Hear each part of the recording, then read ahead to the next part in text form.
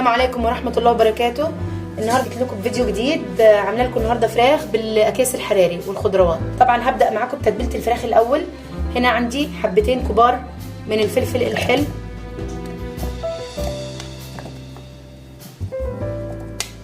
خمس ضروس من الثوم،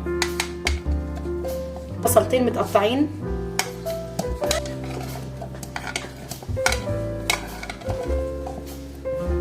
ومكعبين من الماجي، 3 معالق من الصلصة، معجون الطماطم، 3 معالق من زيت الزيتون،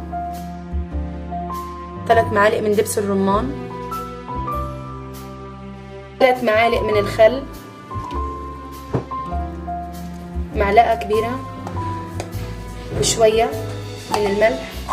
هنبدأ نحط البهارات. عندي هنا فلفل اسود، معلقة صغيرة بهار شوي،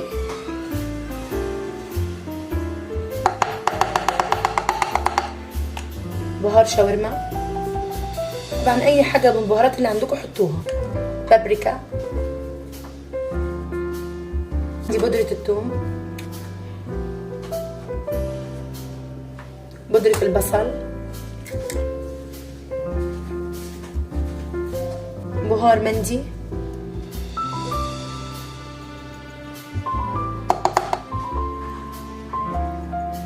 رشة كركم مش كتير، معلقة كبيرة من الكاري. وبكده كل المكونات دمجناها. دلوقتي هنبدأ نضربها بالخلاط كبة.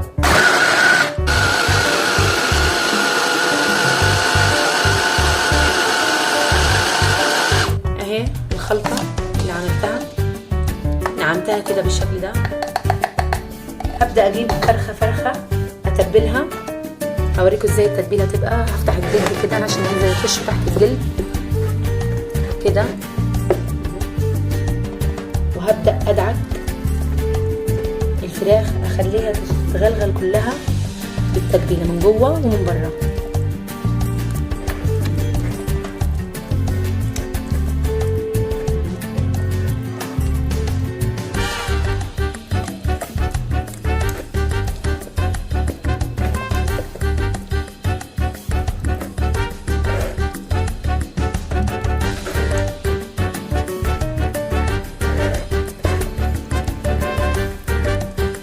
افتح كده بصباعي الجلد وادخل عشان كل التتبيله تخش جوه اللحمه كلها. اهو كده دخل كل اللي تحت الجلد. دلوقتي هنبدا نحط من بره، وهبدا اتبل الفراخ كلها بالشكل ده وارجع لكم تاني. طبعا هنيجي دلوقتي نتبل الخضروات. عندي هنا كميه وفيره من البصل، حسب الرغبه البصل حسب ما انتوا حابين تحطوه، يعني حابين تقللوا الكميه، حابين تكتروا وتقللوا. انا بحب البصل فيها كتير. طبعا اول حاجه هعملها هتبل البصل الاول شويه من الملح، وهحط عليه البهارات كلها اللي انا حطيت منها على تتبيله الفراخ،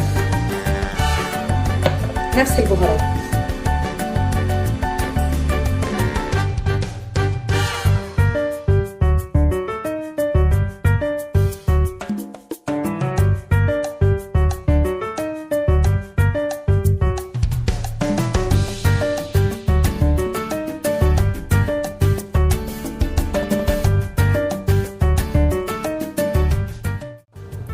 دلوقتي في عندي هنا شويه تتبيله فضلت من الفراخ، انزلهم كده عليها. عندي هنا مجموعه من الخضار انا مجهزاها من قبل. هنا عندي بطاطس وفلفل حلو وجزر وقوطه طماطم.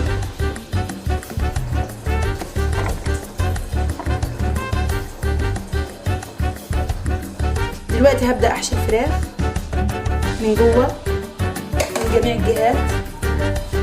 نحط تحت الجلد كده.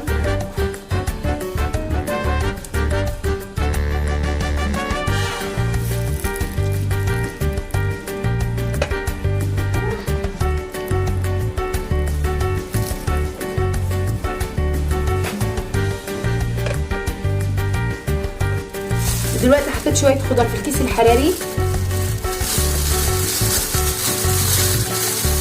خرج منه اي هواء كده.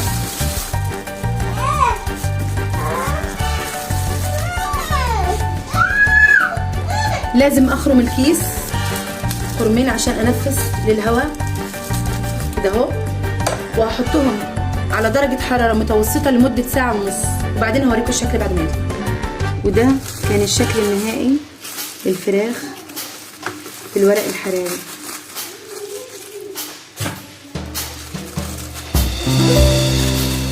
الريحة فظيعة، واكيد الطعم هيكون بجد.